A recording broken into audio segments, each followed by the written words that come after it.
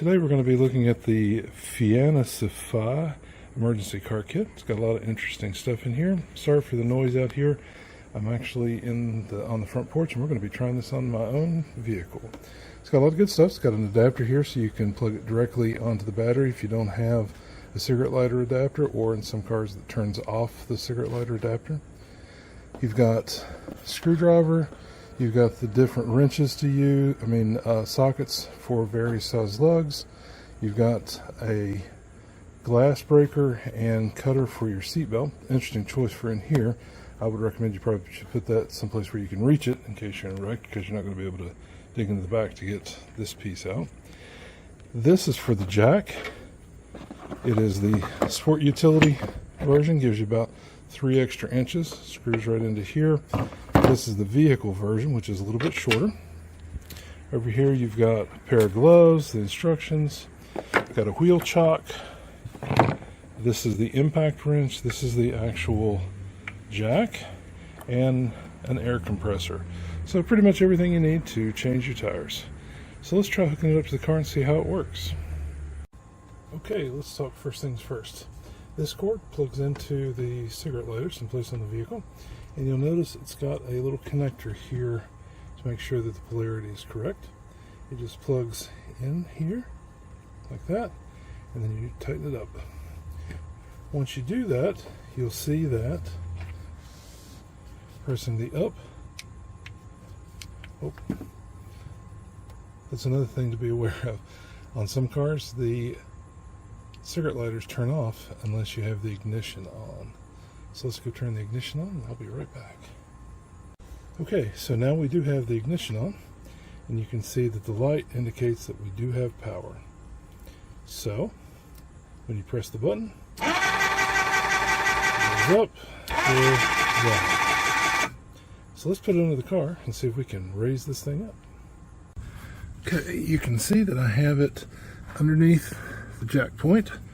You always want to put it where the manual says that your jack points are. Another thing to watch out for is make sure you don't put the cable underneath the stand, because it'll put a lot of pressure on it. I almost did that, so let's try it.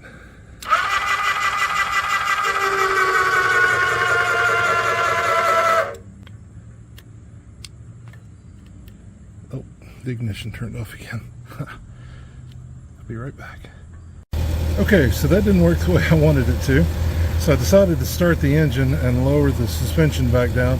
Let's try this again. Let's see if we can get it to go up at a more reasonable level and get the wheel actually off the ground a little better.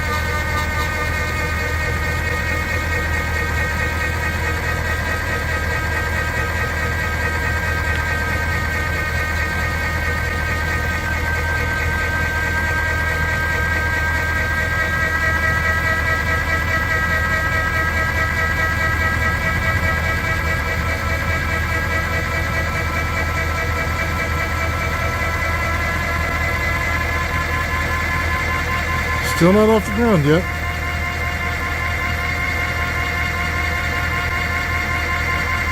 Yeah, it's starting to go.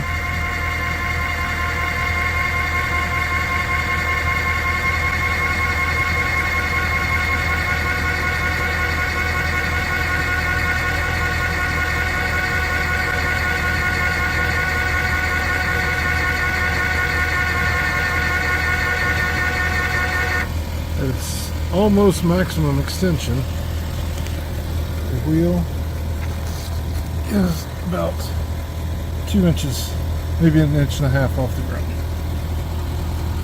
But that's all we need. so let's see if we can get the tire off. Okay, here's something else interesting. It comes with a 17 millimeter. See that? Focus. 17 millimeter. And it comes with a strange dual 21 millimeter and 23 millimeter. This end is 21 millimeters. The other end is 23 millimeters. I don't know if you can see that. It's focusing on that at all. And the way it works is the end of the impact wrench is long, so it fits all the way into the center. But unfortunately, my vehicle, even though it's an English-made car, 23s are too big. It's going to just rattle around, afraid to tear the lug nuts up, and the 21 is too small. So I had to get out an alternate set of 7/8 inch, and it fits just fine. So let's try it.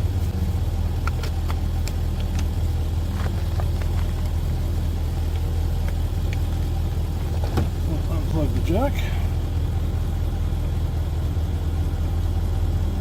I still have the car running because, as you remember, the ignition kept turning off on me. So we'll put together the impact wrench. Here. Let's give it a whirl.